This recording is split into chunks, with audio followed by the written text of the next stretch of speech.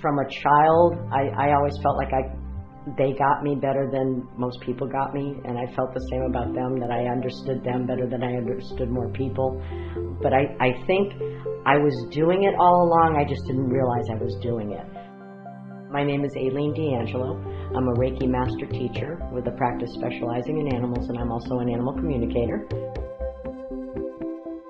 The idea behind Reiki is that the person doing the Reiki is a channel for the energy, so we tap into the energy and then it comes out through the person's hands into whoever they're working with. Reiki connects on all levels: mental, physical, spiritual, and emotional, and I think connecting on all those levels when I worked with animals allowed me to start getting the things that I get from them. When I'm communicating with an animal, I know there's some communicators out there who say that they actually get words. I don't get words, but what I do get are physical feelings, physical sensations, mental images, tastes, smells, sounds, emotions. And if I'm good, I can take those and translate them into English for their people. That's Peter. Peter Pan's actually here in the state. I'm not sure what town she lives in. I've actually never met him face to face. I've always done distance on him and on his sister when she was alive. I do him every day. I do little mini sessions on him every day. He's got an inoperable tumor in his sinuses. So when I work on him, I primarily focus on the sinus area and on his immune system to just try and keep him feeling comfortable and keep him going. If I'm doing a distance session, I actually have my little surrogate here that I use, is my teddy bear. So if I'm working on people or animals, I can use him however I need to be able to do Reiki. I don't have any questions for him today, so I'll just be doing this session.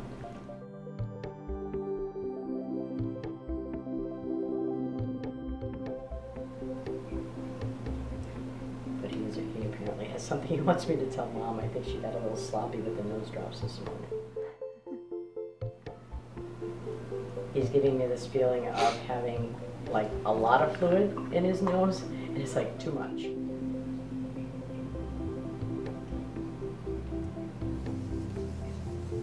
The other thing with animals is once they're done, it almost feels like they close the door on me, and it's like I can feel the energy start to slow down, and I can feel the door starting to close, and then when they're done, it's like, bang, I'm finished.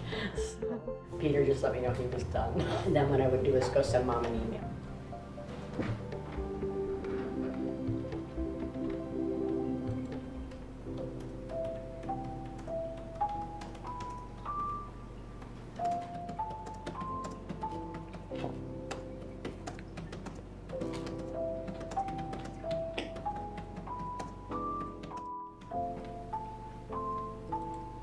Sometimes I find that it's actually easier to communicate with them if I'm not physically with them, because that way I'm also not reading things into their body language.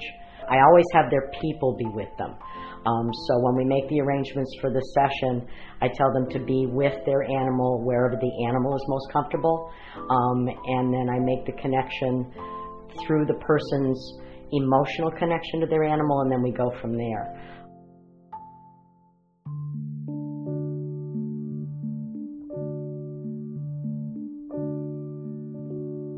A number of years ago, I had a greyhound named George who had gotten very ill on me, and I was not ready to lose him, and I actually remember going to him and grabbing his face in my hands and saying, I can't lose you yet, you can't leave me.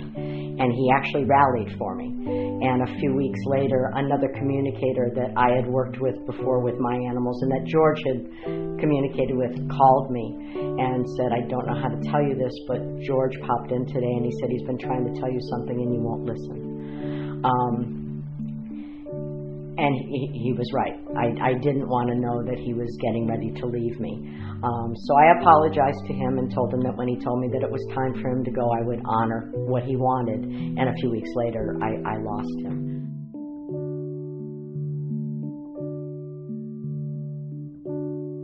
I don't know whether or not you believe in whether or not animals go someplace after this plane, but I do also communicate with animals who have crossed over.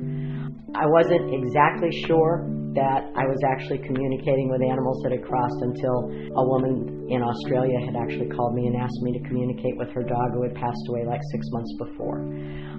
So I made the connection to the dog, and the dog gave me this mental image of her sitting like all chest puffed up in front of 3 small boys. They looked like about 9, 7, and 5, and she gave me this feeling like, I've got them. So I told the woman what I got, and she got really, really quiet, and I thought, oh God, I've blown that one. And then she started to cry, and she said, I lost my 3 sons in a car accident, and they were 9, 7, and 5. And the last thing I asked my dog to do before I put her to sleep was to watch over the boys when she got there.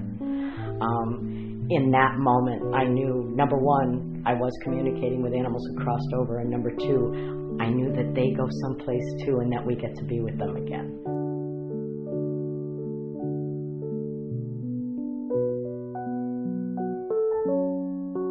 Tell you where the dog walker is actually walking the dog and where they're going. They have girlfriends, boyfriends, best friends. They know the color, they know the month, they know the time. I'm being told thoughts, and all I'm doing is just conveying what I've heard. My name is Janet Kennedy. I am an animal communicator. I'm also a medium. So one of the biggest questions is, how are you communicating with our animals? Well, if you go back to your high school and you go back to science class and you started to learn about atoms, everything that is here that you see and we use and us are all made up of atoms. Atoms are always in a constant vibration. They're always moving. You have to learn how to move your vibration into the vibration that you're working with. So it's a telepathic form of communication. I do it with the owner, the animals, and myself, and we work together, and over a very short period of time, the energies blend, and we all start just kind of getting that information together. Different people read differently. They use different ways of feeling or interpreting the information. So with me, I see pictures, I can feel pain. Like if an animal has an upset stomach or something's wrong, they actually bring energy to that part of the body. Sometimes what it is, it's pieces, and then the person will say, do you understand that? And they say yes or no. They say yes, then you go on to the next piece, the next piece, and the next piece. So sometimes what you thought might have been the answer in the beginning might take about 5 more pieces, and then it's the aha moment. Oh yeah, now I know exactly what it was that they were trying to say. I should just ask these people to come over and do a reading on their dog. Well, you know what? Let me ask them and we'll wing it. We'll see if it opens up and works out. Ladies, can you come here for a second, if you wouldn't mind? Have you had him under 6 months? Yes. Okay. And so he's saying that I'm starting to get through that threshold of getting used to you, and you're getting used to me, and we're starting to know who's doing what and the routines. Do you know that if he had a brother that was with him, just a yes or a no, it works? Yeah. Okay. Because I feel like he was with another dog at the shelter and they got separated from each other. Oh yeah. Yeah. So does he doesn't get a chance to see that dog at all? No. All right. So we are going to let him know that this other dog has found a home. Do you know that's Yes, happened? I do know that. Okay. So the other one, and I feel like they may have kids. Would you know if they had kids or not? Yes, but I know the other one has kids. Okay, so he's just talking about the other dog being with kids, and as long as he ended up with kids, then that's all he really cares about. Usually in the reading, the people are only allowed to say yes or no. They're not allowed to talk, and the reason being they'll tell me the whole story. So my mind wants to fill all the little pieces of that story, but in the reading, I don't want to know the pieces. I want to give them to you so that we know that it came from them. I know. So he said that on the weekends, I don't know if you're really rigid on the schedule during the week, and then it really changes on the weekend. No, but I mean, I guess I change a lot. I was going to say we do the week walk with Julie on Sundays, and it's not a bad thing. He just says that there's a dramatic change in it. Well, we go down to the Provincetown lot in the middle of the week. Oh, okay. All right. So there's a big difference. And my son is home on weekends. Okay. I don't know the dogs. I don't know their lifestyle or anything else. And so it's up to the person that you're doing the reading for to be able to understand. Do you have a girlfriend in P-Town? Do you? He sees somebody from afar. I don't know if you take somebody with you when you go on the walks.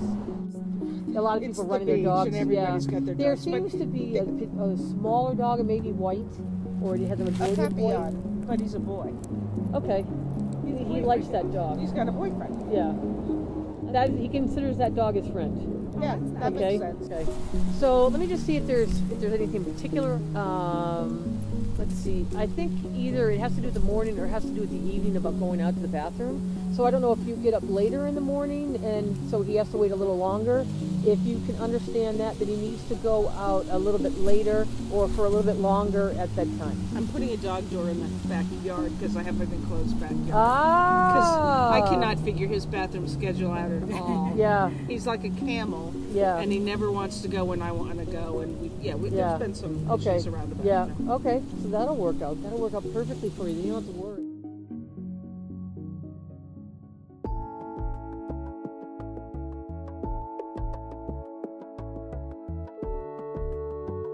When you acknowledge something with an animal, like a bit that doesn't fit or a food that they don't like, act on it. It's not enough to say, okay, I'm sorry your saddle hurts, or I'm sorry you don't like that food. Do something about it. Don't ever tell an animal, okay, I'll take care of that, and then drop it, because you will lose that animal's trust. I'm Susan Bartfay, to Fur with Love Animal Communication, and this is one of my clients, Leo. So I have communicated in the past with Leo. Leo needed a different saddle, so I'm going to ask him how his new saddle feels. It's a little loose back here. How's the girth?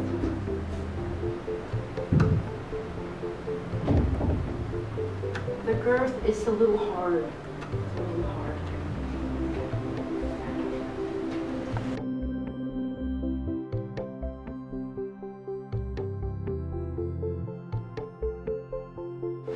This is Traveler, and Traveler's person has a few questions. Traveler, last time we talked, you said that you felt that you needed to have lessons that were in smaller chunks and that were not quite so boring. So I changed the training, and I'm wondering if it's working any better for you. Yes. What lesson do you like the best? I see him stepping over something. Yeah, we do a lot of that. Do a lot of that. Okay. And is there a lesson that you don't particularly like? When the black horse is watching. Okay, we won't do that again. I have the same feeling, Traveler. That's kind of amazing. Okay. Murphy was rescued off of a slaughter truck, so he does not let his guard down as easily as the other horses might. But he's a little more wary, a little more hurt. Do you have any messages for Andrea or Fred? He likes raspberries. He wears a lot on his white fur. He'll get into these raspberry bushes or these bushes out here, and he's got some stains. He'll get them on his face or his legs. So he likes raspberries. he likes raspberries. Yeah. I think one of the biggest things with animal communication is learning to get out of your own way.